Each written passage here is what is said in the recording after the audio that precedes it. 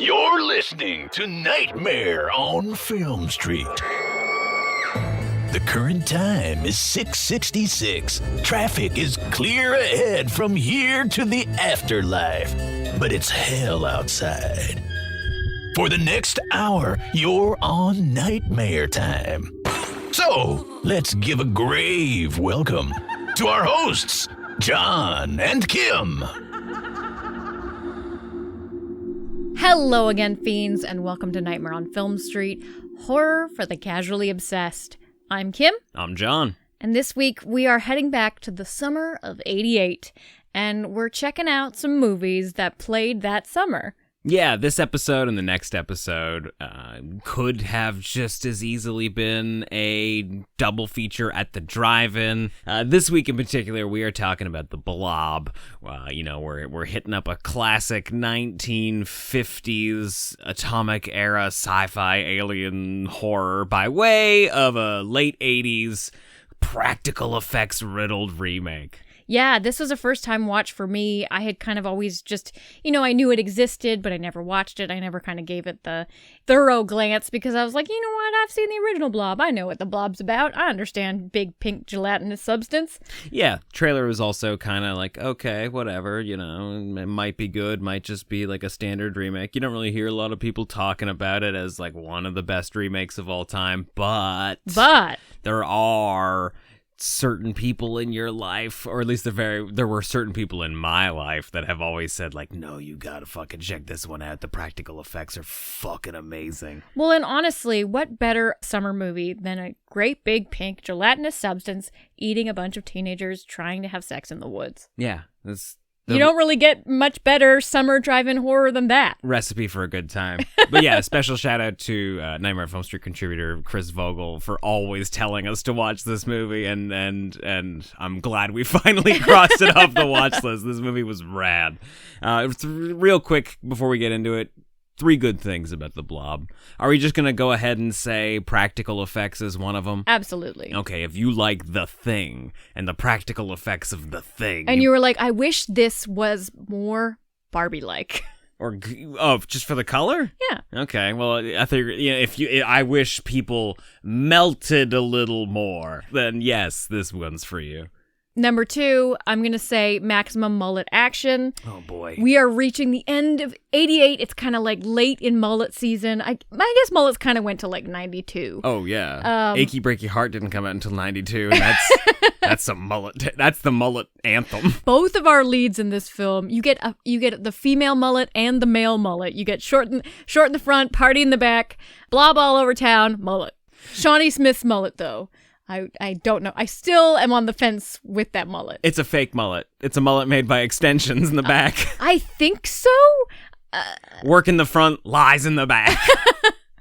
Number 3, government scientists showing up in biohazard suits just ready to fucking kill kids. That's always a good vibe, right? This film in general was ready to kill kids, and I commend it for that. That's my point 3. There's a ton of great shit in this movie. Like, point 3 could be any number of little details. We got somebody riding a motorcycle in the sewer. We got okay, don't spoil the whole episode. We got to have some meat and bones for the second half of this thing. Okay, well the point is, I don't think anybody listening really needs to look past point 1. The special effects, especially the practical effects in this movie, are incredible. Yes, and they are not sparing. Holy shit, was I surprised how many wonderful blob-consuming scenes we were presented with. All right, we're gonna toss the trailer when we get back. We're talking about the Blob.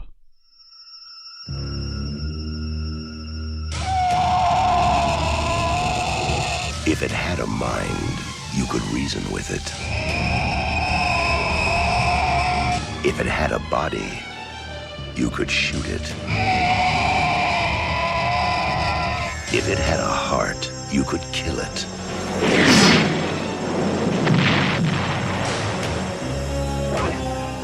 Now, man is no longer the supreme being on this planet.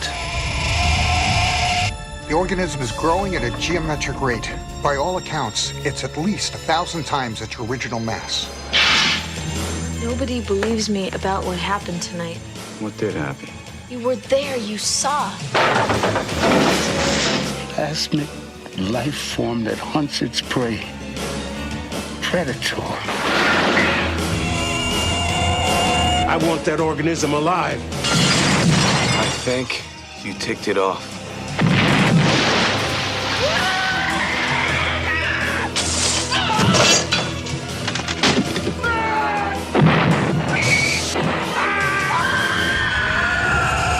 The Blob. Terror has no shape. 1988's The Blob, directed by Chuck Russell, is currently sitting at a 6.6 out of 10 on IMDb, 63% on Rotten Tomatoes, and a 3.6 out of 5 on Letterboxd. See, in the same way that I was hesitant about ever watching this, I wasn't sure how a kitschless blob would work. Is it 1959? I think it might be 58. I don't have that info in front of me. I don't know. Yes, it's 1958. Okay, so the late 50s Blob, it had such a darling, nostalgic quality about it. You know, the diner, the convertible, the movie theater. It's more of a time capsule than anything of a horror film. Uh-huh. And I was concerned that an 80s version wouldn't have the same luster, because the 80s was known for, you know, being very gory and very gritty and very dark. In color. Mm-hmm. Which I think you do get a good chunk of in this. But I was honestly pleasantly surprised in the same sense that Evil Dead 2013 works really great with the original Evil Dead because they're so tonally different. I think going for a super gory, very bleak version while still retaining, you know, the pinkness of the Blob, and we're still going to the movie theater, and we still have a bit of a convertible scene. Mm-hmm. So we're still honoring the roots of the Blob, but we're getting a new interpretation. Well, I think you still get some kitsch by putting it in small town America. You know, like the kind of place where the city looks like a ghost town because everybody's at the football game. It kind of seems to like live and die by tourist dollars the same way Amity does in Jaws. Mm-hmm. You know, they're all just like holding hope that they're going to make a ton of cash come ski season. Isn't this like the sort of backlot small town of it all kitschy enough for you? Yeah, I guess that's kitschy. And going to Lover's Lane for a makeout, kitschy enough? Come on. Yes, no, I'm saying it is kitschy. There's nods to the kitschy, but it is super, super, I don't want to say gory, because it's not necessarily gory, but it's very, I'll say it's gory. I was going to say, I'm going to go ahead and say it's gory. I'm going to wait for you to politely finish your sentence, but I'll jump in here. It's not viscerally gory, but it is very wonderfully grotesque. And it doesn't wait to get there. No. As soon as the Blob shows up, it starts eating people from the inside out. It latches onto a guy's hand, which is like such small, subtle, awesome practical stuff where it's just a teeny little baby blob, and he tries to shake it off a stick and it just launches up the stick onto his hand and it doesn't let go. There's a scene where he tries to cut his own fucking hand off with a hatchet and the Blob just like moves up to basically, I guess, like fix it or cauterize it. Yeah, with its blobbiness. Because yeah, it's very acidic in this one. You get that impression in the 1958 one, but in this one you actually see like when it's skulking around and hiding on the ceiling, ready to like pounce on somebody. Blob drool. Yeah, and the blob drool, like Alien from 1979, is like burning through the table. Like just touching it's gonna start melting your fucking skin off. It's great. Yeah, this blob, as like non-threatening as it looks with its like pink and no sharp edges nature. Yeah. The fact that you know that you can't get anywhere near it, like the second it touches you, you're done, is terrifying, because it's got that same threat of like a zombie. Like they walk really slow and you're not necessarily totally scared of them, but like if they so much as like bite the tip of your finger, you're done. Yeah. It's over for you. Do you think, because in this movie we reveal at the end, spoilers, I guess, for a fucking 40-year-old movie. That's based on an 80-year-old exactly. Yeah. 60-year-old movie. 70? I don't know. We find out at the end that this is...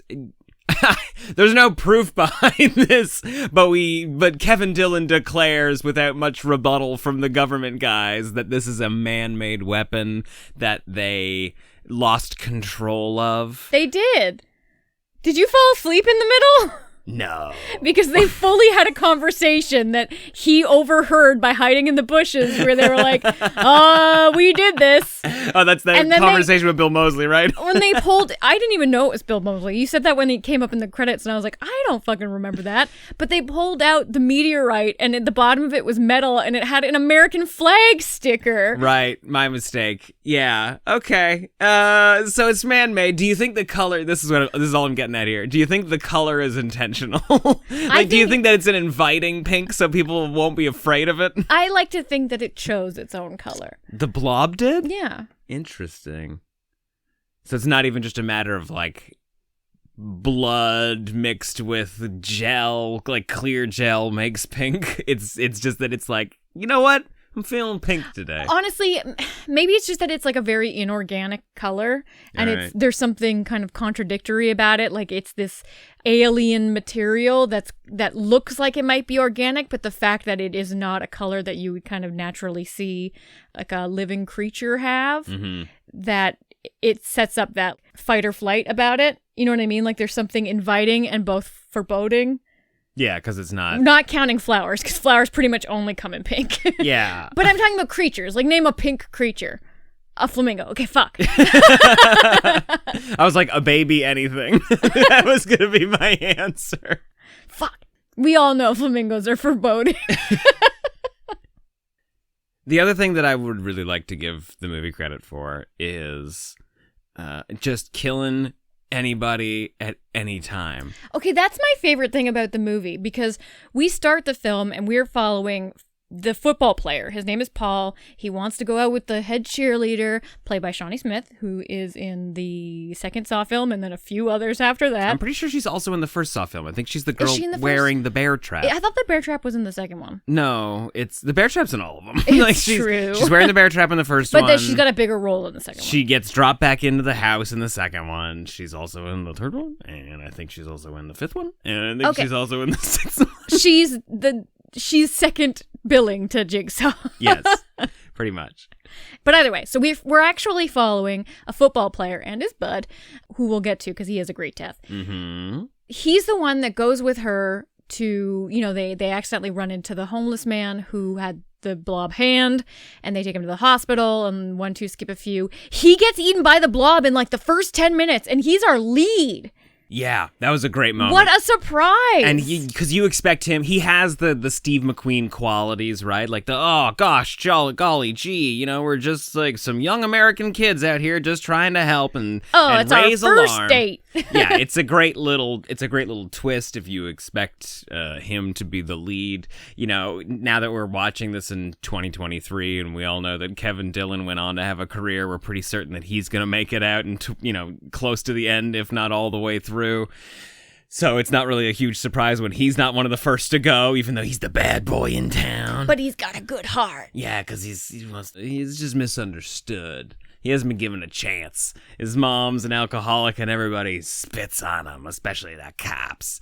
Anyway, what am I getting at?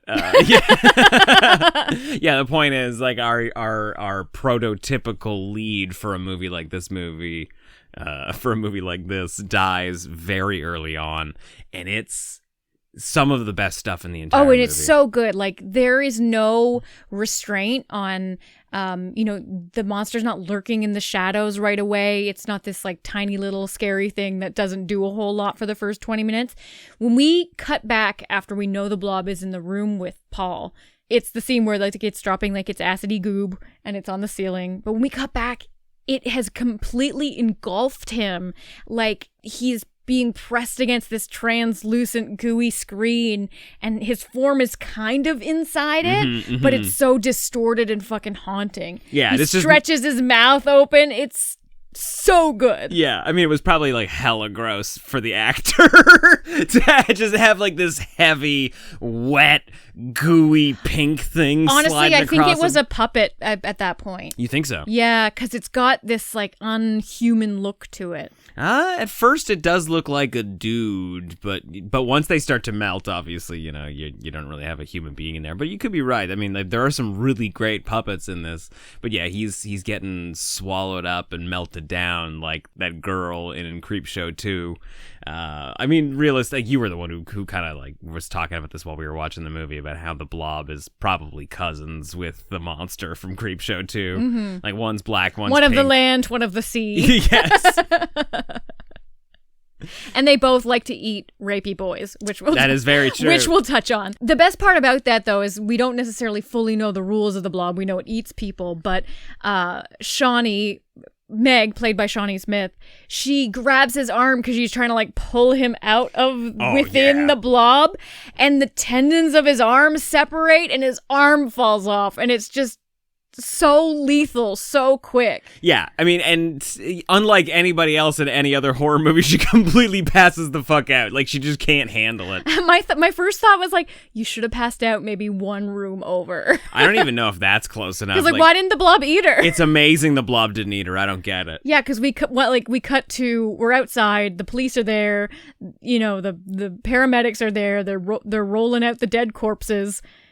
And it's just fucked up. Is the Blob gone at this point? I think maybe it just doesn't have enough of an appetite. Like, it isn't fully unstoppable. It hasn't reached that point where it's just a gigantic ball picking up everything that it touches. Like, it actually has like a stomach size to it, and I think she was just lucky it got full. I don't know if I believe that. I don't believe it either, but we need somebody to make it out of there. I'm just surprised that she didn't have somebody like yank her out real quick, or maybe she run out of the room screaming a little more.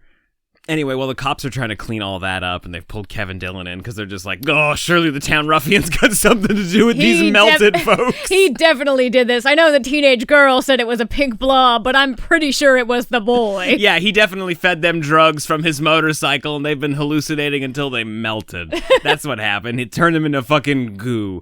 At this point, like, we go across town, and we see Paul's best bud. I don't remember his fucking name, but Scott's a creep.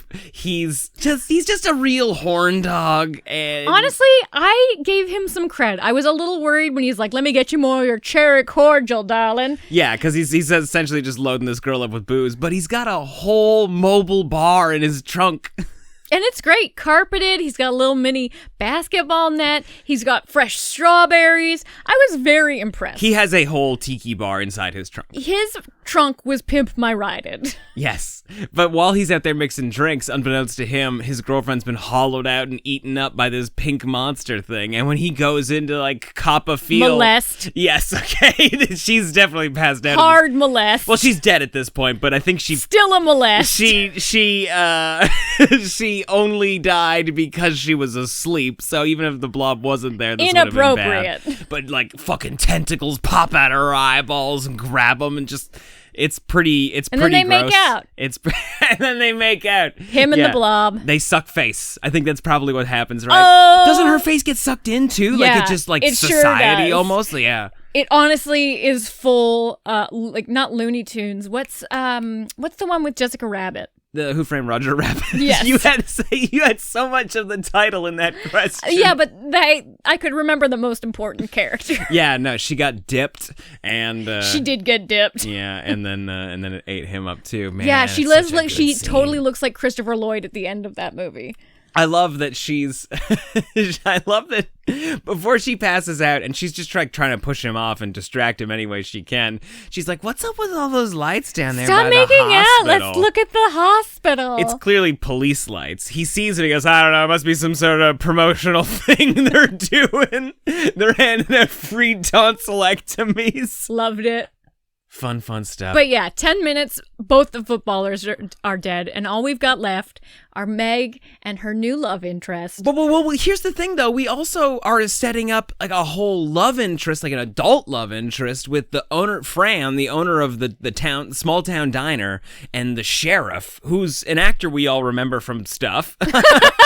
Should have wrote his name down. He's the brother in Christmas Evil. That's the only thing that's coming to mind right now. Oh, shit! He's in The Mist. He's one of the old people that gets killed in the car. So I was going to say, this is a total Mist moment because you're like, oh, we've got like the town leads. So we have the waitress, the sheriff, the bad boy in town. The fucking reverend who just starts cheerleader. screaming Bible passages as everyone's dying. But honestly, I thought that crew was going to be our final girls. Like we were going to have a core 5. Yeah. Not a core 4. And it's brutal because the drain's clogged in the restaurant. Best death, I think. She's plunging it out, but she's got little weak girly arms. Okay. So the cook comes in, he's like, let me have a try at this.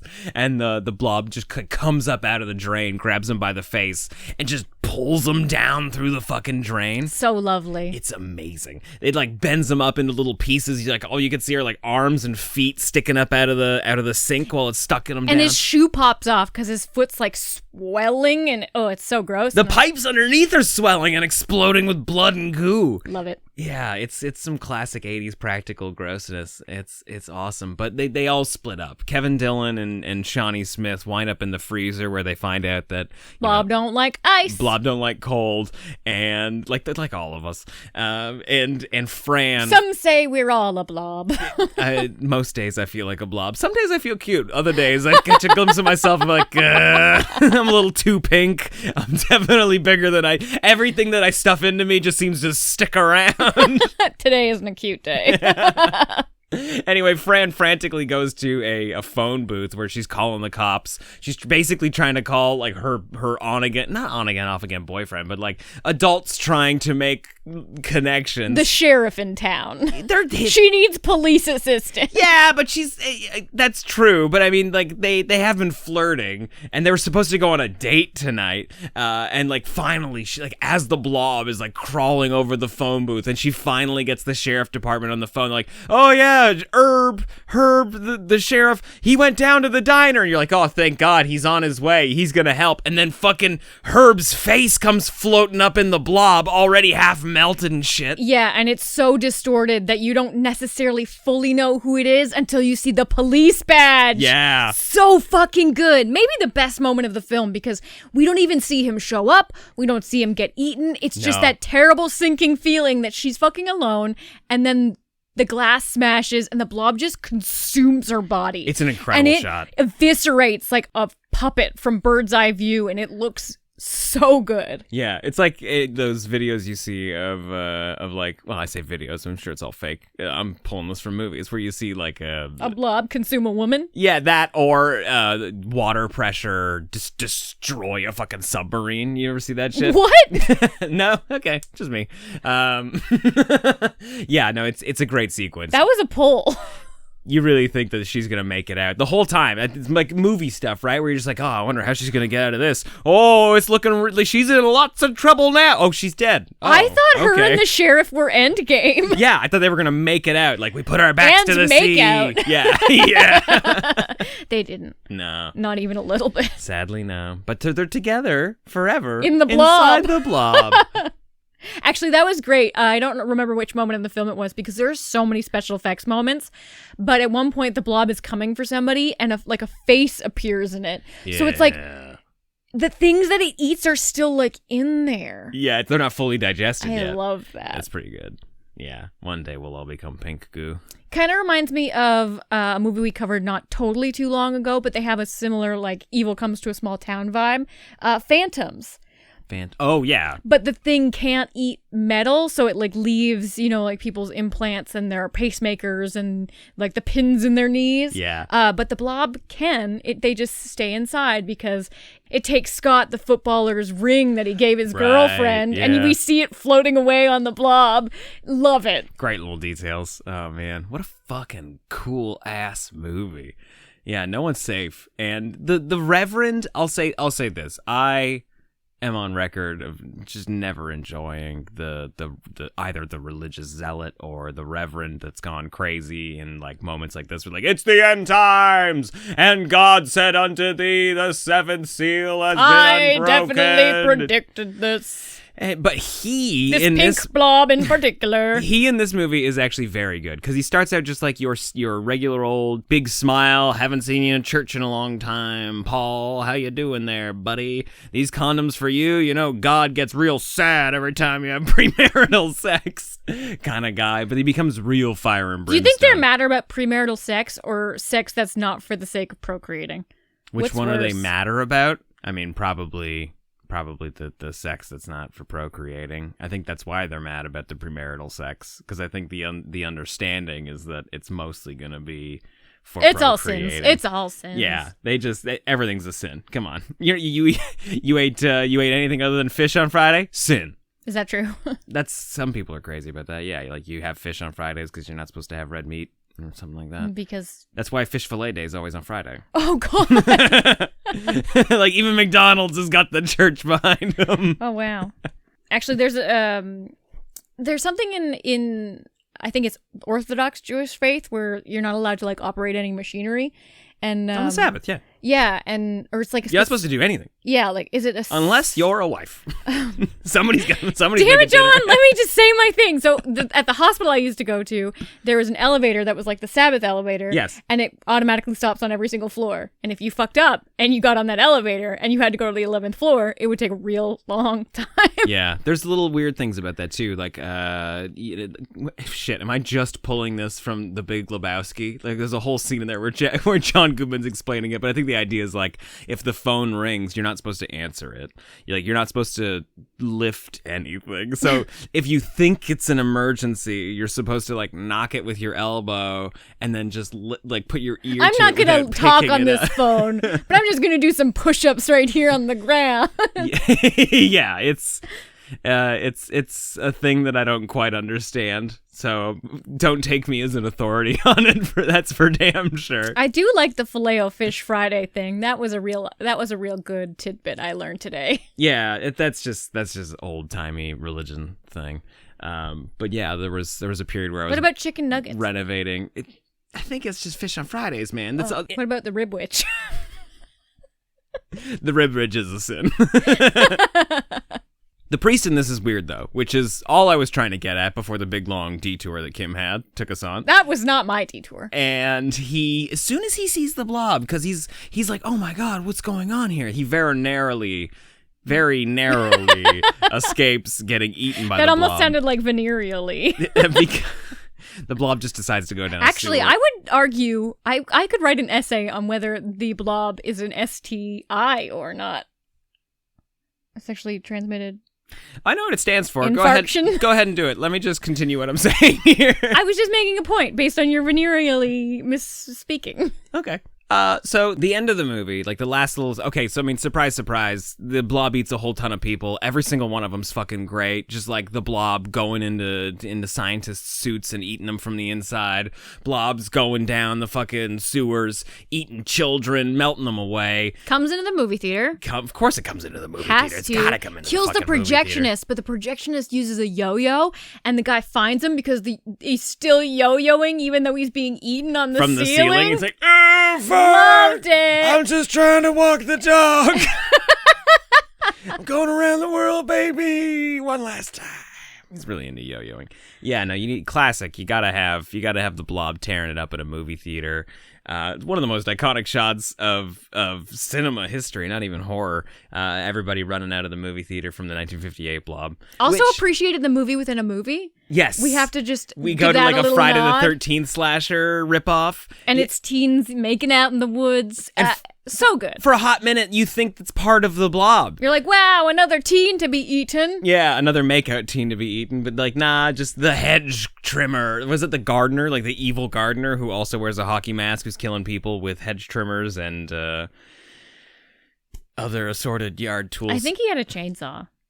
All that's to say, like, of course, everybody like holds up in a building. They're all fighting the blob. They learn the fire extinguishers are cold. They use a snow machine to freeze it and turn it into fucking crystals. And then we don't really see them clean it up, but they say that they're gonna put it in the ice house, which is for like, safekeeping. That sounds infallible.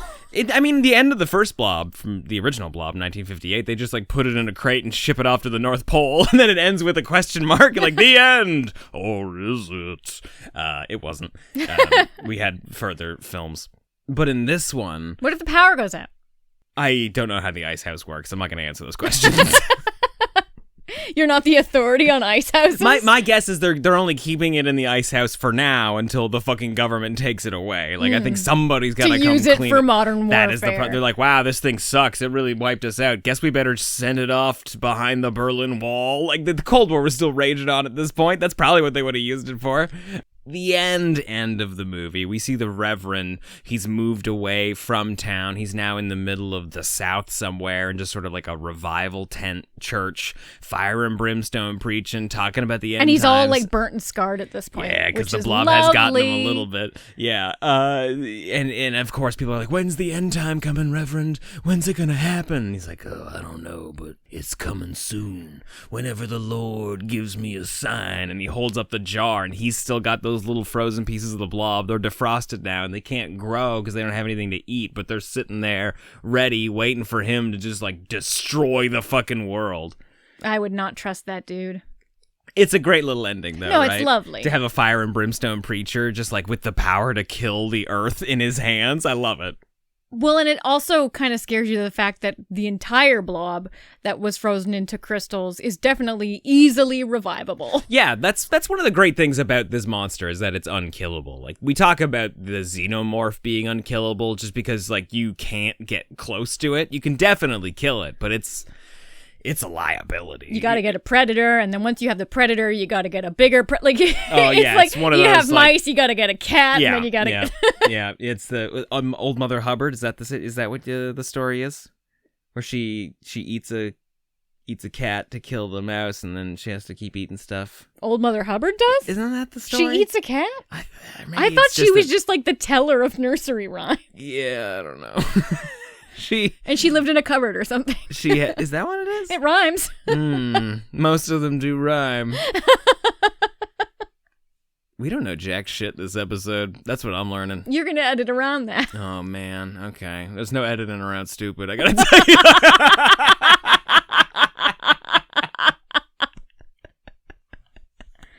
you. Bad news, Kim.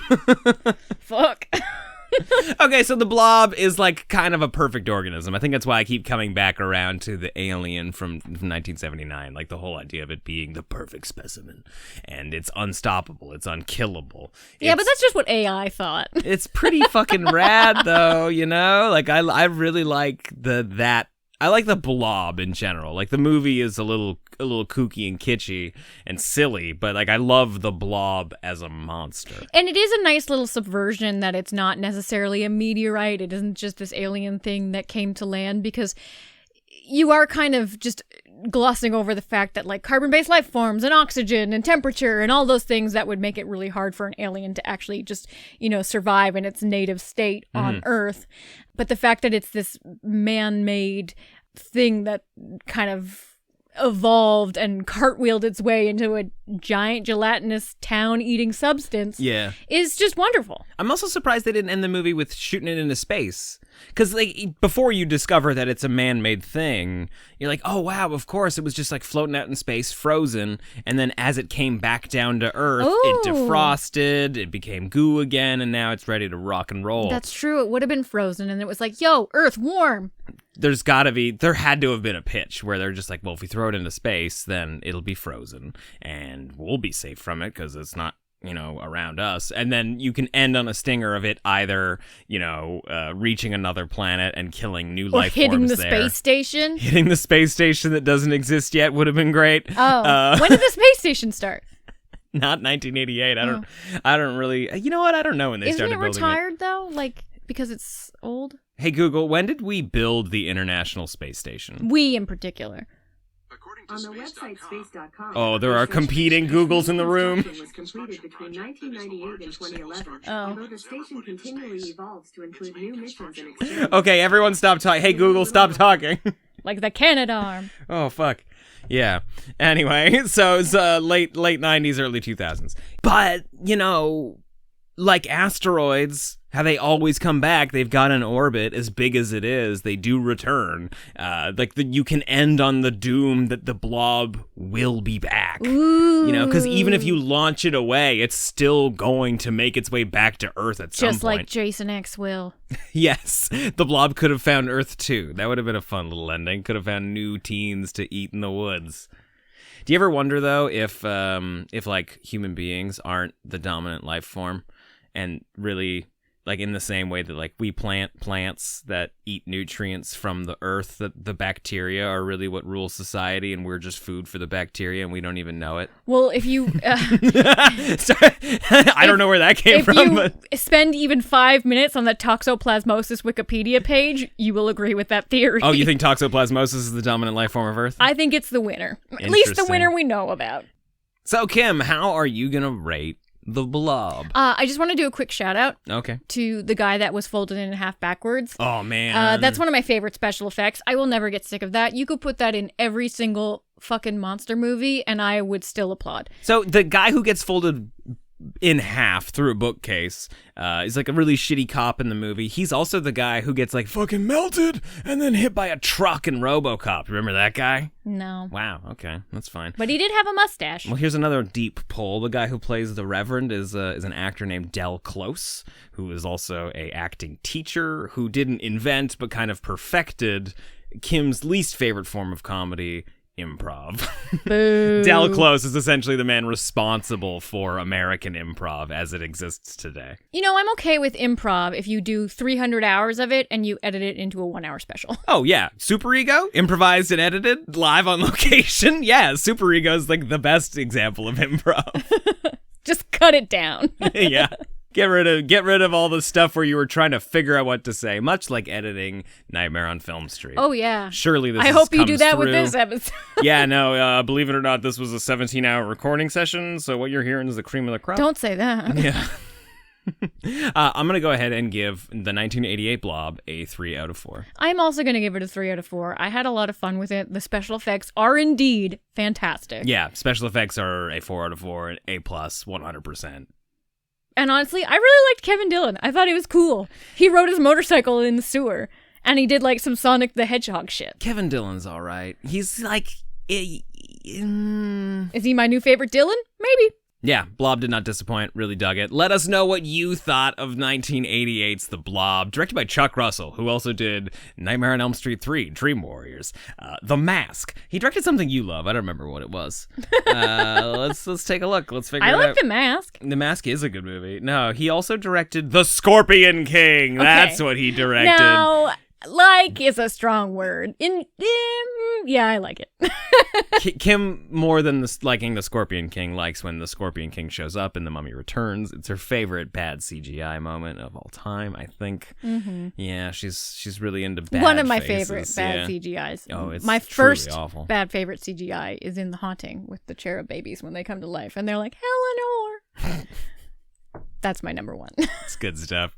Yeah, let us know about all your favorite worst CGI moments in the early 2000s horror history. Because it has to do with this episode entirely. On Twitter at NOFS No, we're just always down to talk about it. On Twitter at NOFS Podcast, and the Nightmare on Film Street Discord at nofspodcast.com/discord. It's the best place to hang out with your fellow fiends and chat about goofy horror movies like The Blob and The Haunting. If you want to support Nightmare on Film Street and get some bonus content, we have tons of extra episodes for you. Head over to the Fiend Club on Patreon at nofspodcast.com/Fiend Club or patreon.com/Nightmare on Film Street. Like I said, you can get a ton of stuff for supporting us with a small monthly donation, and it really helps the show. If monthly subscriptions aren't your thing, you can support the show with a one-time donation by buying a t-shirt at store.nofspodcast.com. We sell more than just Nightmare on Film Street merch. We got a shit ton of horror merch over in the store for you to wave your little fiend flag, let everybody know that you're obsessed with creepy movies where people get melted and stuff. And you can support the show for free by recommending it to a friend, giving us a 5-star rating on Apple Podcasts or Spotify, wherever you're listening. It really helps us grow the show. That's it for us this week, but until next time, I'm John. I'm Kim. Stay creepy. It appears you made it out alive, but we'll get you next time. Help us to grow the horde. Leave a 5-star review on Apple Podcasts or wherever you subscribe. More terror can be found lurking on our website, nofspodcast.com. Until next time, stay creepy, fiends.